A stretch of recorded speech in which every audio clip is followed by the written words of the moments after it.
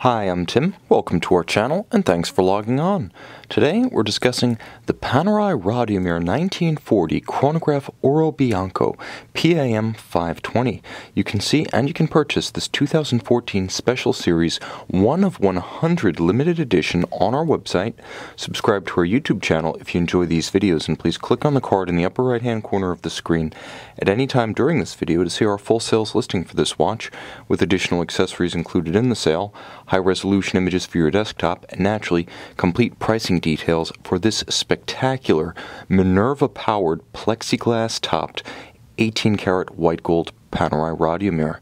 Now, this watch debuted at SIHH in 2014 as part of a series of 3, but there is no doubt this one, with the 2533 style dial, the white gold case, and the beautiful gilt style calibrations of the tachometric scale, was the star of the trio. Now, inside, a Minerva manually wound chronograph, but first let's talk about the outside. 45 millimeters across the broad of the case from 9 to 3, that's not inclusive of the chronograph pushers or the crown. The watch does wear relatively slim despite its 15.8 millimeters of thickness, and that because it features several steps and slopes to its flank. You can see the sloped case flank, the conical white gold bezel, and then the dome of the authentic plexiglass thermoplastic crystal. A dress cuff will slide up over this not terribly easily, but without too much fuss, and it's a perfect match for a looser sweater, blazer, or sport jacket sleeve. Now, the watch is 55.3 millimeters from lug to lug. That's a broad dimension, and of course the Radiomir 1940 does wear larger than its wire-lugged predecessors. So this is a watch, I would say, suitable for a wrist down to 15 centimeters in circumference. I can tell you I'm wearing it with security and confidence on my 16 centimeter circumference wrist. Now, it does have a lot of heft to it. This is a large, solid gold watch, and though it does have a sapphire caseback, the actual screw-on portion of the caseback is broader and larger than usual, so there's still a lot of precious metal in the separate caseback assembly. Now, the strap is very upscale for Panerai. You can see it's alligator leather, dark brown, rectangular scale with a contrasting ecru-style simulated patina stitch. It's generously bolstered where it abuts the lugs, but then it does thin out, and of course calfskin on the underside for souplesse against the skin. This one has a decidedly upscale twin trigger double folding buckle. Now, you can see entirely white gold and entirely finished inside and out. This is a very upscale accessory for a Panerai watch, where the typical fitment would be a large trapezoidal titanium or steel pin buckle. Here, you get the security of a full loop to the opposite strap when donning or removing at bedside. You're going to want it because this is spectacular. Now, you can see the case is all of high polish, and while oftentimes high polish can seem gaudy on a large watch, in a white metal with the vintage aesthetic, it works well. Now, plexiglass gives you that off-axis distortion in vintage fashion when you look at the watch from an angle, so optically, it's quite authentic and quite compelling, and that continues on the dial itself. Now, the dial features a sandwich construction in traditional Panerai fashion.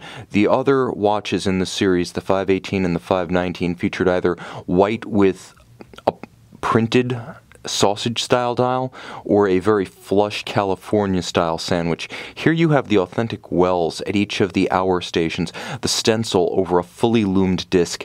Beautiful at night, easy to read. It's not a torch in low light, but it is quite legible, and there is luminescence on the rose gold hands at center, and there is a simulated patina to the color of the Luminova to mute the appearance and continue the neo-vintage aesthetic of the watch as a whole. We may as well start up the chronograph so you can see the big slow tick of that Minerva-based caliber.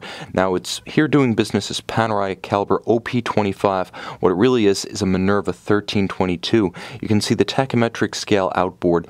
Everything complements everything else here, and because of the large size of the watch, despite the abundant calibration and the concentric circles of the sector style seconds and tachometric track, nevertheless, it doesn't feel crowded. Also note the elegance of the syringe-style hour and minute hand, as well as the dart-style sub-register hands. Thoughtful details abound, right down to the beautiful profiled plinth that sits beneath the crown. On the caseback, This is the main event. This is the handmade, hand-finished, and immaculately finished at that, manual wind Minerva 1322. Now, it's a 18,000 vibration per hour traditional slow beat chronograph, 2.5 hertz. It does have column wheel function selection. Here's the great thing about having a column wheel and a lateral clutch. Watch the column wheel just below my thumb. You can see it cycling. Now I've taken the chronograph intermediate driving wheel off the center wheel of the mechanism. Watch as the horns, the levers, and the driving wheels move the chronograph back into operation. And of course, the advantage of the lateral clutch is that you can see everything. This is a movement that keeps no secrets and rewards close viewing with a loop. It has a 55-hour power reserve, 22 joules, everything finished by hand. If you like the Mont Blanc Villeray collection, if you like the 1858 tachometric scale chronograph and the work done by the Villeray former Minerva company, the Villeray branch of Mont Blanc, but you can't wrap your mind around some of Mont Blanc's styles, or you simply don't like the Mont Blanc name in an ultra haute de gamme watch, this is the alternative. Peerless, vintage-inspired Panerai style, Minerva watchmaking, I should say, Mont Blanc Villeray watchmaking at its best, and you still get 50-meter water resistance with a screw-down crown. The watch with a dramatic dial, gold print, rose gold hands, a vintage movement, modern construction, fit and finish, is the ideal neoclassical Panerai for someone who wants high horology but wants to stay within the Panerai family.